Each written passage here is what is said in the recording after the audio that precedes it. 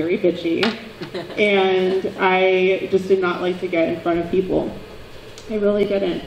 Even as I was studying acting, it was just like a lot for me. And then I evolved into the fashion world because I could not wait to get out of Hagerstown, Maryland. I could not wait to get out of Smithsburg High School. I graduated high school a year early. I was like, I can't hang anymore, so I did all the APs, got all the grades, and I graduated as a junior. And I was like, I want to go to New York and I want to pursue modeling. I tried to do New York. I almost got a 100K contract, but 1 inch too short. They're like, nope, sorry, we can't sign you. Go all the way up there on 2 freaking buses, 4 hours, and I'm in my like early 2000s clothes. And they're like, you're 1 inch too short. Sorry. I'm like, oh my God, I was so devastated. And I'm talking to Lauren on the Greyhound bus going back down to Maryland because she and I had met online. When I was like in 10th grade, and she had just graduated high school. She was in California and I was in Maryland. So we've known each other that long, guys. We've known each other for over 20 years. So ultimately, because she was from California, I was like, why don't we just get out to California? Like, screw the East Coast, it's cold, there's palm trees, and I'm ready for a new life now. So I went out to California and I got into the acting world. Not done with that slide yet. Okay, sorry. I thought I was on the next slide. It was overzealous. You're ready yeah, see, you want to be more visible. And, you know, ultimately in the acting world, I was in that world for about 6 years or so. I burned out on it, and I didn't, quote unquote, like, people were like, oh, so you quit, you gave up on acting. It's more like I realized I wasn't fulfilled doing acting. I didn't have my purpose. And so much about being able to be visible is about being able to be in your purpose. So many times I think when we're not able to be visible, it's because we're not connected to our purpose and our ability to be transformative. And that's really where it comes down to. So I was like, I'm done with that. I pivoted to freelance journalism and digital production. Still not done. Oh. I will let you know. Okay, you'll let me Thank you so much. I love you, but I'll let you know. So yeah, so I did this TV series called Nadya's Identity Files. I produced that, and that was a weekly TV show out of my own pocket. I put together the whole show. And then Alternate Media was born in 2016 as a production company initially for Nadya's Identity Files because I needed the company to secure sponsorship for the show, and then I pivoted to like marketing. So that was about 2016-ish, but I had been dabbling in the social media space since 2012. Lauren and I were able to help a couple of individuals who had health shake companies, and they were struggling, and they were a bit older, and they were like, oh, like, I don't know how to get on Twitter, like, can you help us? And I was like, I guess, like, I don't know, like, Twitter? Like, why do I want to get you on Twitter? I'm like, I'll help you, though. I felt bad, and I like their shakes, because I was completely vegetarian at the time. So we helped them out. So that was like happening in the background while these other things were happening. Okay, now we can move forward. Thank you. So through all of these years of transformations, I found my mission, which is to empower purpose-driven visionaries worldwide and making a difference through entrepreneurship, tech, and media.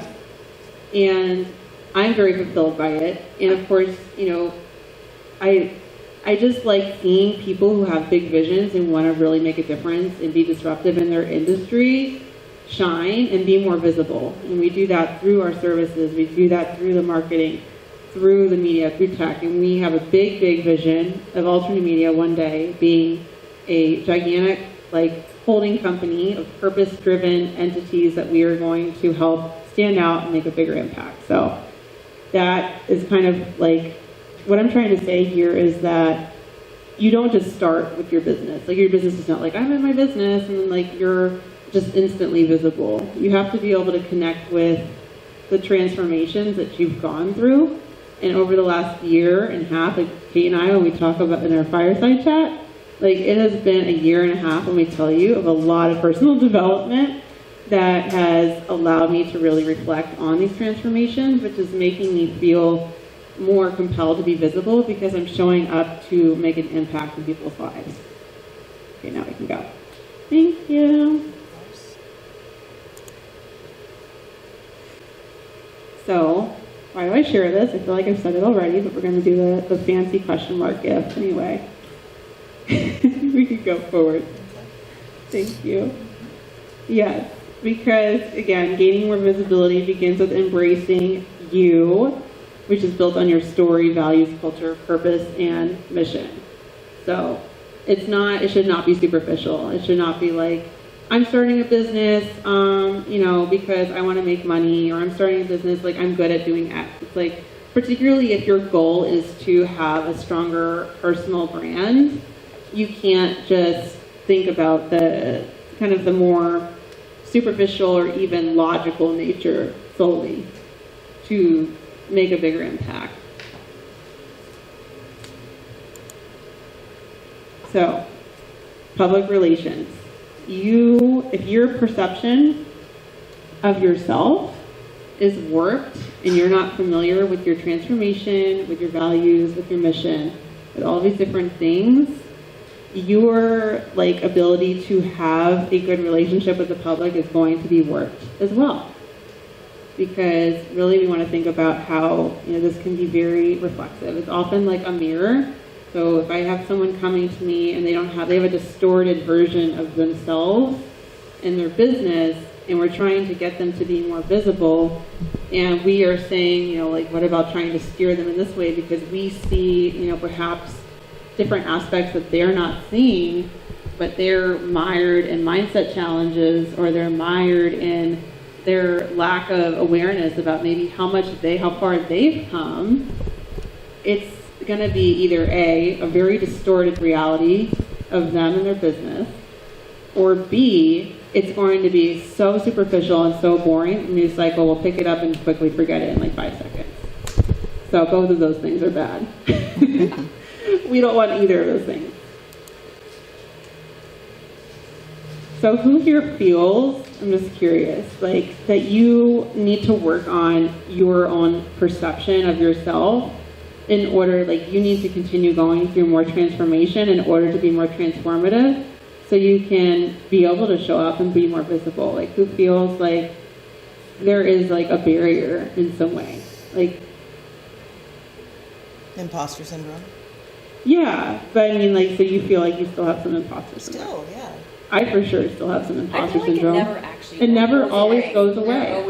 The more you learn, the more imposter syndrome is. Right. Learning curve syndrome. And it's more, people are always focused on perfection and quality over quantity. I feel like it's more quantity over quality in the beginning, because through the quantity, the quality is born.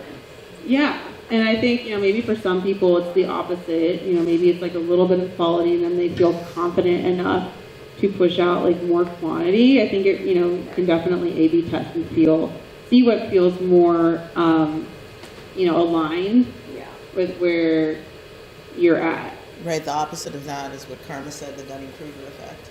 Mm-hmm. Yeah. And I said to the people to do it messy. Do it messy, get the experience, because the more you do it, the easier it becomes. It's like riding a bicycle, right? And that very first time, but do it messy. Exactly. And I feel like when you do that, you take your audience with you on a journey, and it shows them that you don't have to be perfect to show up. It gives them more of it's more relatable to other people than showing up perfect all the time. I used to never not want to go on my, talk on my stories or do a talking video, or if I didn't have makeup on, or, and I'm that's not relatable.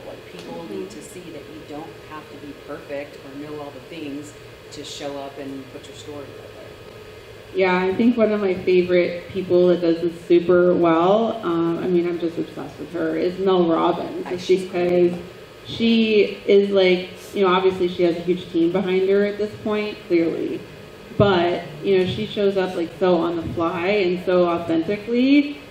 She could be walking down a trail and she's just recording herself and just talking and doing the thing, right?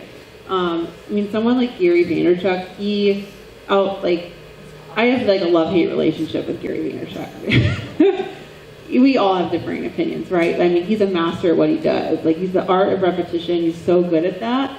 But, sometimes, just for me, this is just my opinion, the way it comes across, to be so, it's almost talking about being raw incessantly and then like clearly like having like this gigantic team, but like they will be there. I'm just like, I don't know, like it's enough, bro. It's not enough. He's intense. It's intense. Like that's just me.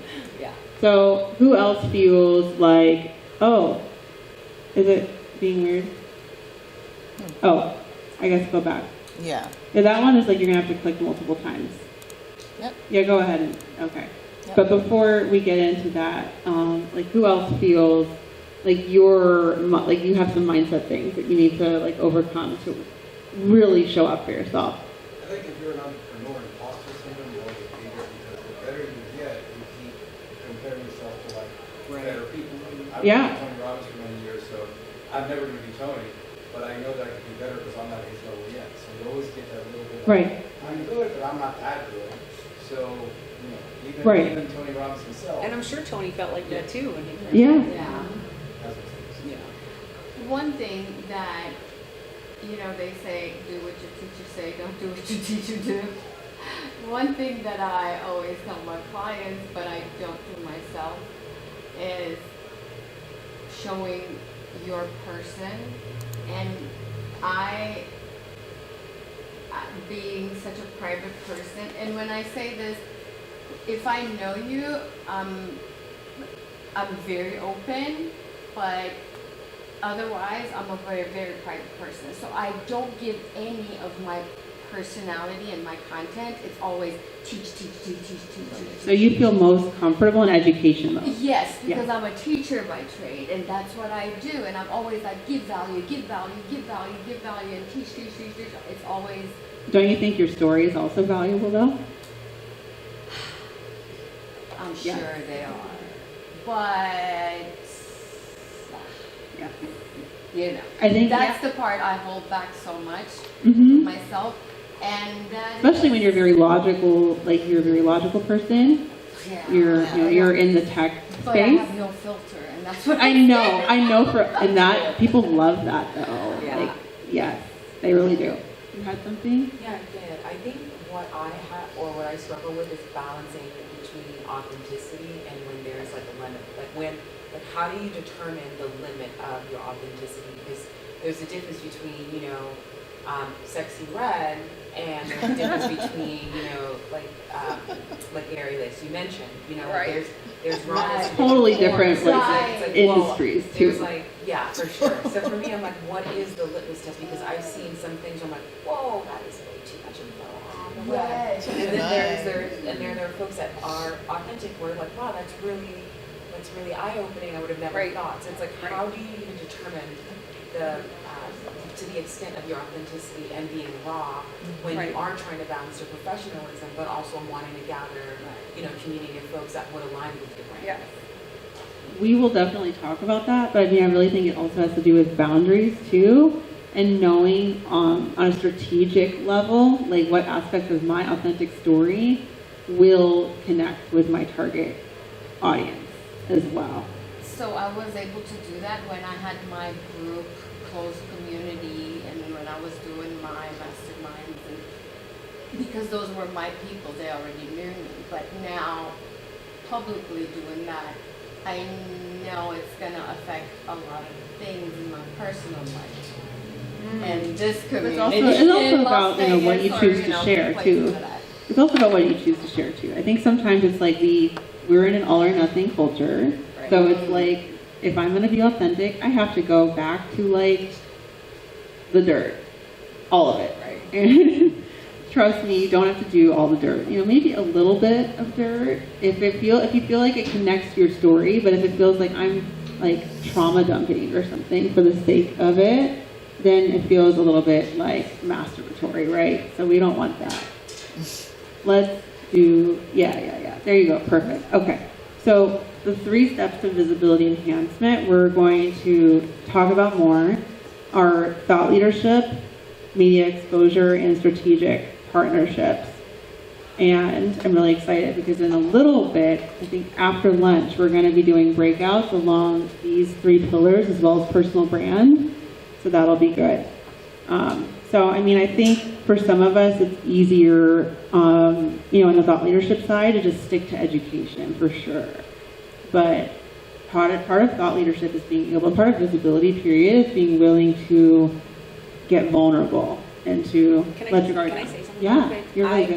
To kind of piggyback on what she was saying, when I was in the middle of learning how to build my brand and show up, I never in the beginning shared any details about all of the shit that I went through prior because I was so afraid of what people were gonna think.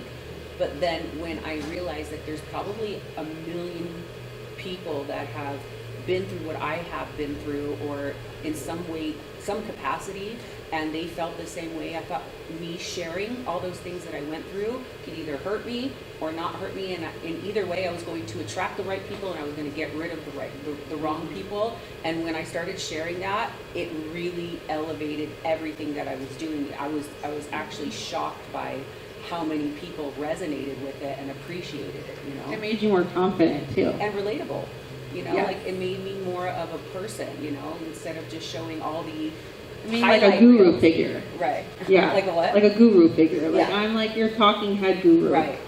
Yeah. For sure. Okay, let's go to the We next. have a new person, right? Yes, Jared. Hello.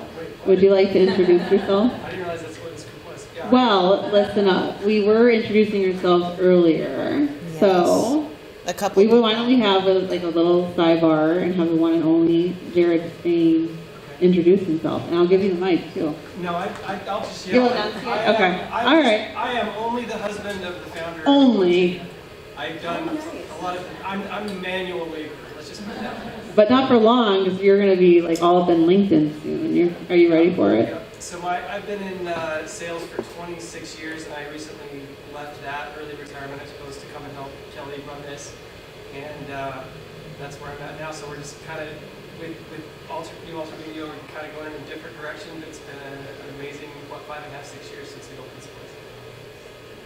And it is an amazing space. And by the way, for all of you guys who want to learn more about membership at the end of the Mastermind, definitely let me, Jared, or Lauren know, and we can book you in for a tour, because there's a lot of exciting things in store in the coming months for sure. So let's talk about thought leadership. So thought leadership, I would say, is probably the most important thing, because being very strong in thought leadership is going to naturally attract traditional media opportunities. It's going to naturally attract strategic partnerships. So, different ways. And I have all the Laurens with me in this picture, by the way. I love this.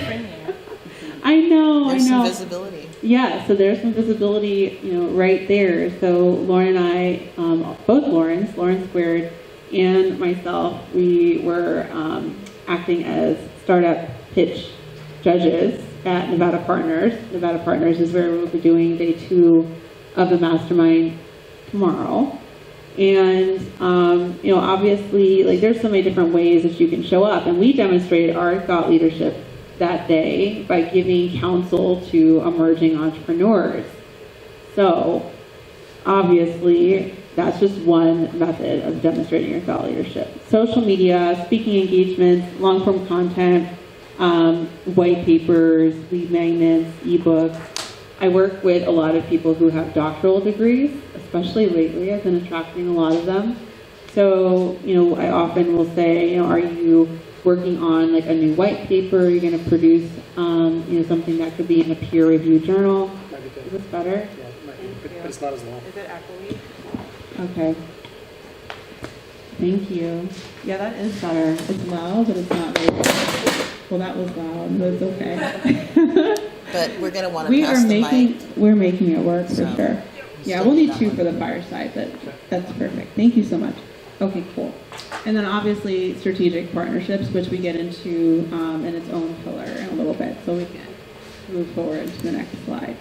Okay, so media exposure. This is my second pillar of visibility. So we talked about authority-based media placements like your Forbes and your Entrepreneur and those types of outlets, and then niche-based. So some of you guys said that you're super niche. So it's great to be in the larger, more established outlets, but if you have a very narrow audience, you definitely want to get into blogs, outlets, newsletters, different things that will narrow you down to that market. Because, obviously, like an entrepreneur, Forbes, Fast Company, Inc., like these are all so great for big authority, but it's still, you're casting a wide net. I mean, that's for the purpose of leveraged authority.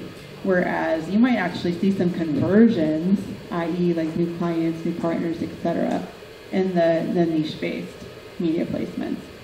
Nadya, I have a question about that one. Yeah. So is it only applicable when you have huge budgets and then or you're looking for sponsorships, or are you planning when you're working on a low budget but you would like to be exposed in media? Yeah, so number one, you do not have to have a huge budget, but you have to have a great story. So of course, like if you do have a mid-size or larger budget, you could work with, a marketing and PR agency, whether it be Alternate Media or somebody else, to help, secure guaranteed a certain amount of media. But if you're just getting started and you want to, get out there yourself, I like to really think of it as like, especially when you're getting started yourself, it's like looking at this breakdown, like a bottom-up approach. So thinking about spearheading your own podcast, for example, because you're going to be setting a precedent as yourself as a thought leader in your space by having your own show or your own production. The niche-based outlets, pitching to those, start getting those pickups naturally, and then as those accumulate, you have more leverage to get yourself into a higher tier outlet. So you can, like, okay, like I've been here and here and here, this is my story. You come with an angle that's driving value. You can't, we're not gonna dive too deep in like all the different types of pitch strategies today. We certainly can, offline, but you're gonna have the opportunity to build your angle more and more through self-created content, like a podcast of your own, through getting on other people's podcasts, and through niche media. So then when you finally try to pitch yourself to a Forbes or an entrepreneur or a Fast Company, you have more like leverage. It's not going to be like, oh, coming from our field, like the types of folks that sometimes Laura and I get who, have really done very little in business yet. Like they're straight up like, they started their business 2 weeks ago. They might have just filed their LLC on LegalZoom, and they're like, hi, I breathe, and I have a business. Can you put me in Forbes? I'm like, no. I'm sorry. I was asking this question is recently I heard from a friend who runs like international marketing and PR company. She was impressed with the person because he had an article in Forbes, and he said, oh, he must have money like 100,000 or something for the article. And that's why I was asking. So fun hack for Forbes, the Forbes councils. I'm going to go ahead and give this hack. A lot of people gatekeep in media. They will hide their secrets completely because they're like, they just want to get hired. Right. But I'll tell you right now, a great way to get more media, if you have the authority and experience, which you absolutely do, is to apply to join one of the Forbes councils. Who here is familiar with the Forbes councils? Yeah. Okay, cool. So for those of you who are not familiar with the Forbes councils, they are, like, there's several different ones. There's like Forbes Agency Council, Forbes Business Council, Forbes, what are some of the other ones? I know there's like I think there's a Forbes Tech Council. There's quite a few. There's different ones, yeah. A handful or two of councils. So it does require a fee, and you also have to apply. So you can't just be like, like again, that example of like, I just started my business yesterday and I deserve to get all this press. You have to have some credibility and some background and, ideally a certain amount of revenue. And then, you apply and you pay something like $2,500 or $3,000 a year, and then you can have the opportunity to contribute to Forbes articles that they send to you. Again, like they're not going to just publish you just because you're in Forbes Council. You still have to have an opinion that's meritorious for what is being, put forth in that context, as well as the opportunity to write your own articles. So absolutely not, you do not need $100K to get in Forbes. Consider applying to one of the councils, and you would be a perfect fit for that. I recently unsubscribed from the council, so I was in a council for about 2 years. It was the Forbes Agency Council. But I wanted to consider diversifying to other investments for my own personal brand. So I was like, I'm not going to renew. I've already gotten like 4 or 5 features in Forbes. Like I'm okay. So let's talk about strategic partnerships. a bit, this is again my favorite thing about PR. Like, you know, tons of companies, tons of agencies, they do traditional PR. And traditional PR is great. I enjoy it. I love getting people more authority, more visibility in the traditional sense. But even more, I love matchmaking. I love bringing people together, particularly people together with nonprofit. Like, that is what lights me up more than anything else. So purposeful partnerships are where we partner an individual or a company with a nonprofit in a short-term or long-term campaign. So oftentimes it looks as like an individual ambassador. Like up there, young lady in the top corner, her name is Miranda Wright. So she is a hip-hop artist from New York. We worked with her back in 2018, I want to say, and she came to us wanting more authority, wanting more visibility. She's like, oh, you know, like I'm a hip hop artist, but I'm like blending in with everybody else. I also snowboard though. Like, is there a way to like integrate this into my personal brand? I was like, wow, that is a big ask. That is very specific. Let me see what I can do. Very niche. Very, very niche, right? Like hip hop artists from New York who snowboards. New York City. I'm like, okay, let me think about this here. And I knew that she also was passionate about giving back, and we were trying to explore different ways to integrate nonprofit and cause marketing into what we did. So I was like, okay, I just started Google searching like nonprofits, like snowboard kids, like impact, like just different words. And I found the Chill Foundation. The Chill Foundation is a nonprofit that empowers underserved youth through board sports, so mostly snowboarding, skateboarding, surfing, just depending on what part of the country they're in. And I was like, oh my goodness, like this seems perfect. And so I reached out to them, like, have you considered partnering with someone who has like a good following, like as an ambassador, is what I said. And they're like, no, we've never thought about that. That's a really good idea.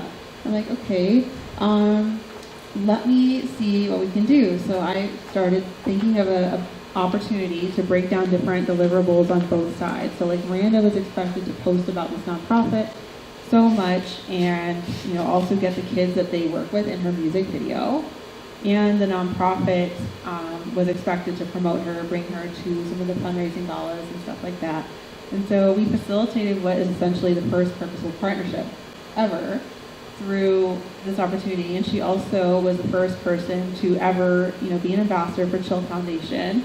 And that led to multiple other ambassadors for their nonprofits. Now they have a full-fledged national ambassador program, which is very exciting. And Chill, as it turns out, which I didn't know this immediately, was founded by Burton, by the Burton brand. And so because she raised thousands of dollars for the organization that the Burton founders created to give back, she was exposed to Burton and has since become a Burton ambassador and performed for Burton events, which has significantly grown her personal brand. She's been performing all over the world and doing a lot of exciting things. And she was featured in Forbes. And she was featured in Forbes organically.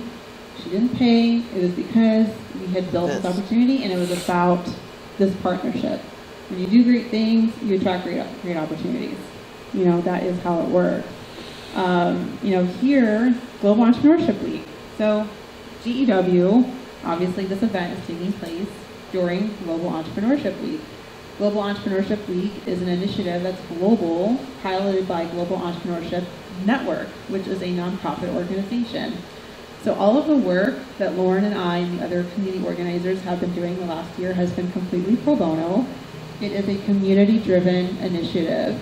And when we learned about it, number one, it was shortly after, I guess, things, you know, they were opening up. Vegas was open up pretty early. Like Lauren and I moved here from California, so we were hunkered down a little bit longer than a lot of, you know, Las Vegas locals. I'm not gonna lie. We were a little like, whoa, like things are opening fast.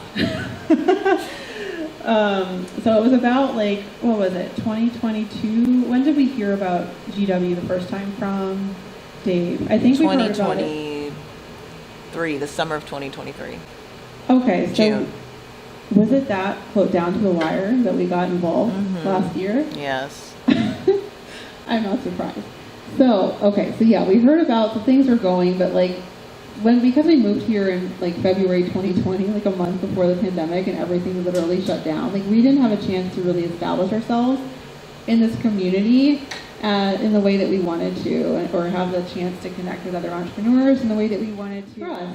Like you're showing that you're a trustworthy person. And just to be clear, Lauren and I are not doing this just because to get a certificate. I didn't even know that this was going to happen. Like we literally heard about this ceremony like maybe 2 weeks before it happened. Like, oh, by the way, we're going to get recognized by the lieutenant governor in 2 weeks, and you're going to be moderating a panel, like with the lieutenant governor on it. I'm like, oh, really? Okay, that's a lot. And I was recovering from the flu, literally, when that happened. I think I was on like 2 tabs of Vegan X when I did that. It was not an easy day, but I made it happen. Insider secret. So I was with the governor's office of economic development for close to 4 years. You can request like the governor's certificates or proclamations or then governor's certificates and proclamations from the city, from the Clark County.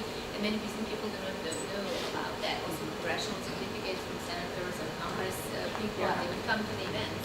But usually it's not that much public to advertise it. Entrepreneurs do not know about these nice opportunities, but it's absolutely amazing for PR in this field. Just curious, how often are you talking about that, like from your standpoint of authority and having like these relationships and having this knowledge in your own content?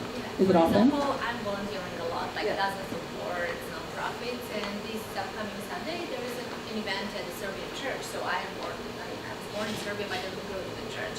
However, they asked me to help them promote the church in the larger community, and I invited like 10 people from state assembly, and Lieutenant Governor is going to be there with his wife and people from the congressional offices, and they're going to be bringing all of these certificates. So whenever I'm doing the events and helping my friends do their own events, I do tell them, and the people are super, super excited and surprised and very well humbled to receive that. Yeah.